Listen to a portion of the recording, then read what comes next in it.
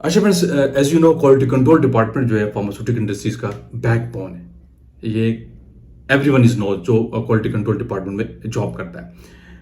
कोई भी ऑपरेशन आप क्वालिटी कंट्रोल में लेबोरेटरी में कर रहे हैं, कोई भी एक्टिविटी कर रहे हैं, वो बेस कर रहा होता है डॉक्यूमेंट पे, एसओपी पे, रेफरेंस पे, गाइडलाइन में, प्लस एडिशनली जो बेस कर रहा होता है बेस्ट प्रैक्टिसेस। ठीक है, तो मेरी कुछ वीडियोस है बहुत सारी जो इसी रेफरल में, इसी इंटरवल में अकाउंट हो रही है। तो आज इस वीडियो का फोकस ये है क्योंकि बहुत सारे सवाल आते हैं इसके ऊपर कि मैंने कुछ चीज़ें डिस्कस की थी वर्किंग स्टैंडर्ड के हवाले से कि इसके लिए रेफरेंस क्या है। तो आज इस वीडियो का फोकस ही मैं आपको बताता हूँ कौन से ऐसे ऑपरेशन बेस्ट प्रैक्टिसेस हैं जहां पे आपकी रेफरेंस काउंट हो रहे थे, जहां पे आपका बेस्ट प्रैक्टिसेस काउंट हो रहा होता है और कैसे बेस्ट प्रैक्टिसेस को आप ले रहे होते हैं और वो एक्सेप्टेबल है या नहीं। ये सारी चीज इस वीडियो पर डिस्कस करूंगा। बड़ी इंपॉर्टेंट वीडियो है, जो क्यूसी के अंदर काम कर रहे हैं उनको बड़ा हेल्पफुल रहेगा। तो वीडियो आपने पूरी एंड तक देखती है। जी फ्रेंड्स, अब डिस्कस करते हैं कि वो जो रेफरेंस और बेस्ट प्रैक्टिसेस क्या है, कैसे हम डिस्कस करते हैं। जो लेबोरेटरी के अंदर आप टेस्टिंग जितनी भी कर रहे होते हैं एचपीएलसी पे, गैस क्रोमेटोग्राफी में, उसमें आप एक रेफरेंस स्टैंडर्ड ले रहे होते हैं। वो यूएसपी हो सकता है, लेकिन उसके अगेंस्ट आप प्रिपेयर करते हैं अपने लेबोरेटरी का वर्किंग स्टैंडर्ड, जिसको हम कहते हैं, जो सेकेंडरी स्टैंडर्ड होता है, जिसको हम प्राइमरी स्टैंडर्ड के अगेंस्ट स्टैंडर्डाइजेशन करने के बाद एक्सेप्ट करते हैं। इसका एक पूरा प्रोसीजर है, किस तरीके से आप स्टैंडर्डाइजेशन करेंगे, ठीक है, कौन कौन लोग इसमें इन्वॉल्व होंगे, किस तरीके से आप इसकी डॉक्यूमेंटेशन करेंगे और किस तरह से आप इसकी वायल्स बनाएंगे।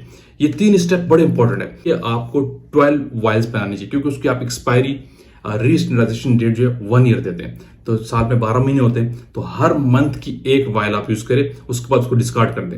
लेट्स सपोज जैन में आपने स्टैंडर्डाइजेशन की, जैन की वायल बनाए, फेब की, मार्च, अप्रैल, इस तरीके से दिसंबर तक की आप 12 वायल बनाए और हर मंथ के लिए एक वायल स्पेसिफिक करके उसको बाकी वायल को डिस्कार्ड कर दें जब वो 1 महीना गुजर जाए। उसके बाद उसको यूज नहीं करें, चाहे उसके अंदर कंटेंट आपका 1 ग्राम है, रह गया है, कुछ भी रह गया है। ठीक है, ये बेस्ट प्रैक्टिसेस है। तो कैसे करना है, कैसे नहीं करना, क्या प्रोसीजर, पूरा इन दोनों वीडियो अवेलेबल है। लेकिन लोग पूछ रहे थे कि इसके लिए रेफरेंस क्या है, हम कैसे इस प्रोसीजर को फॉलो करें, ये 12 वाल्व का कंसेप्ट क्या है। देखें, ये बेस कर रहा होता है जो मल्टीनेशनल फार्मास्यूटिकल इंडस्ट्रीज होती हैं, बहुत से ऑपरेशन फार्मा के अंदर ऐसे होते हैं उनकी पेरेंट कंपनी से आपके पास रेफरेंस या गाइडलाइन आ रही होती है। तो जो मल्टीनेशनल फार्मा किसी डिफरेंट दूसरी कंट्रीज में होती हैं और उनकी parent company let's suppose USA या यूके है, तो वहां से गाइड क्वालिटी स्टैंडर्ड्स उन अपने सब स्टैंडर्ड कंपनियों को दे रहे होते हैं डिफरेंट रीजन्स पे, जो उनके टॉल मैन्युफैक्चरिंग के प्लांट होते हैं किस्म के। एक तो उनका अपना भी होता है, टॉल मैन्युफैक्चरिंग होती है। तो उन जगह पे अपने क्वालिटी स्टैंडर्ड्स वो अपने पेरेंट कंपनी से उनको दे रहे होते हैं, जो बेस कर रहे होते हैं रिसर्च बेस पे। तो उनका इंटरनली डेवलप चीजें होती हैं, तो ये ऑडिट में और ड्रैप में एक्सेप्टेबल है। ठीक है, इसको कोई चैलेंज नहीं कर सकता। जैसे कि आपकी फार्माकोपिया है, ब्रिटिश फार्माकोपिया हो गया, यूएस यूनाइटेड स्टेट फार्माकोपिया हो गया, इंडियन फार्माकोपिया, जापानीज फार्माकोपिया, ये रिपोर्टेड बुक्स हैं, उनको आप चैलेंज नहीं कर सकते। इस तरीके जो पेरेंट कंपनी की गाइडलाइन रेफरेंसेस हैं वो भी एक्सेप्टेबल है। अगर आप किसी कंपनी में उनको लेके फॉलो कर रहे हो तो ये बेस्ट प्रैक्टिस का पार्ट है। पेरेंट कंपनी से आपके पास क्वालिटी स्टैंडर्ड आ रहे होते हैं, वो आपको बताते हो कि इस तरीके से आपने वर्किंग स्टैंडर्ड को मैनेज करना है। 12 वायल का कॉन्सेप्ट डिफरेंट कंपनी की, डिफरेंट कंट्रीज में जो आपकी प्रोडक्ट जा रही होती है, वहां के ट्रैप के डिफरेंट कॉन्सेप्ट हैं, उनके पास अपनी बेस्ट प्रैक्टिसेस हैं, तो वो आपको इंप्लीमेंट करवा सकते हैं। जिस कंट्री में आपका प्रोडक्ट जा रहा है वहां की ट्रैप आपको ऑडिट कर सकती है। ठीक है, और वो आपके सिस्टम को देखने के बाद ये क्लेम कर सकती है कि आप इसमें मजीद अच्छी चीज कर सकते हैं। जाहिर सी बात है, एक वायल आप बनाएं और उसको 12 महीने तक यूज करेंगे, डेली खुल रहा है, बंद हो रहा है वायल, तो उसकी एफिकेसी में, उसकी प्योरिटी में फर्क आ सकता है। वो एनवायरमेंट का मॉइस्चर ले सकता है। ठीक है, आपके पास वेयरहाउस में जेनरिक प्रोडक्ट है, क्यों आप उसको 6 मंथ बाद या 1 ईयर बाद रीस्टैंडर्डाइजेशन करते हैं? इसकी वजह ये है कि वो इनमें फर्क आ जाता है, मॉइस्चर एब्जॉर्ब ले लेते हैं, एनवायरमेंट से मॉइस्चर ले लेते हैं, हाइग्रोस्कोपिक नेचर होते हैं कुछ कंपाउंड्स।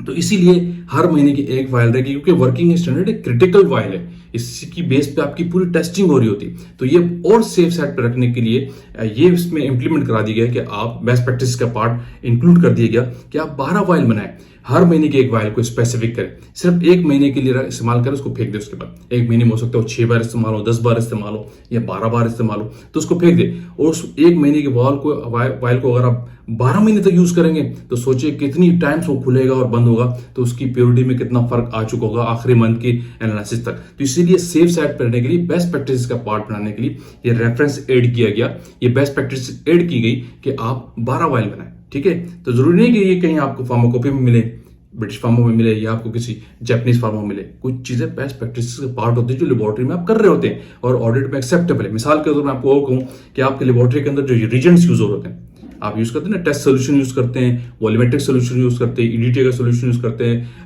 आयोडीन का सोल्यूशन यूज करते हैं, सोडियम हाइड्रोक्साइड यूज कर रहे होते हैं, डिफरेंट कंसंट्रेशन के सोल्यूशन यूज करते हैं और उनकी डिफरेंट एक्सपायरी डेट आप दे रहे होते हैं। टेस्ट सोल्यूशन के 3 मंथ्स दे रहे हैं, वॉल्यूमेट्रिक के आप 1 मंथ दे रहे, किसी के आप 15 डेज भी दे रहे। स्पेसिफिकली मैं नाम ले रहा होता हूँ 2500 इंडिकेटर का, जो फार्माकोपी में गिवन है कि उसकी एक्सपायरी सिर्फ 5 दिन से ज्यादा नहीं होनी चाहिए। तो ये जो आप डिफरेंट 3 मंथ्स दे रहे, 1 मंथ दे रहे, 15 डेज दे रहे, आपने कहां से रेफरेंस लिया? कहीं आपको रेफरेंस नहीं मिलता। किसी फार्माकोपी में मुझे कोई दिखाएगा कहीं लिखा हो कि आपने वॉल्यूमेट्रिक सोल्यूशन की 15 दिन एक्सपायरी देनी है, या 1 मंथ देनी है, या 2 मंथ देनी है, 3 मंथ देनी है, कहीं नहीं मेंशन है। ये कलेक्टिवली डेटा है और बेस्ट प्रैक्टिस का पार्ट है। बेस्ट प्रैक्टिस की बेस पे ये डिसाइड किया गया है कि इन सॉल्यूशन की इतनी स्टेबिलिटी है, एक डेटा कलेक्टिव कंपनी के पास होता है और चले आ रहा है शुरू से, तो उसकी बेस पे डिसाइड है। तो ये ऑपरेशन, ये एक्सपायरी जो है टेस्ट सोल्यूशन की, वॉल्यूमेट्रिक सोल्यूशन की, बेस्ट प्रैक्टिस का पार्ट है, कोई रेफरेंस आपके पास नहीं। क्लियर है? इसी तरीके से बहुत सारे काम है। आप लेबोरेटरी के अंदर आप देखते होंगे एचपीएलसी के मेथड जो आपके इन हाउस होते हैं। इन हाउस क्या चीज है? जो आप खुद डेवलप करते हैं, जिसका कहीं रेफरेंस फार्माकोपिया, ब्रिटिश फार्माकोपिया या किसी और गाइडलाइन में नहीं मिल रहा होता। आप खुद से डेवलप करते हैं अपनी रिसर्च और नॉलेज की बेस पे, डिफरेंट जगहों से पॉइंट्स लेके नया मेथड डेवलप करते हैं और उसको अगर आप फिर वैलिडेट करते हैं जो फार्माकोपिया के पैरामीटर से, उन वैलिडेशन के पैरामीटर पे वो पूरा उतर आए तो आप वैलिड उस मेथड को आप यूज करते हैं। लेकिन उस इन हाउस मेथड को जो आपने वैलिडेट भी कर लिया है तो उसको आप किसी दे सकते हैं कि ये फार्माकोपिया का मेथड है? नेवर।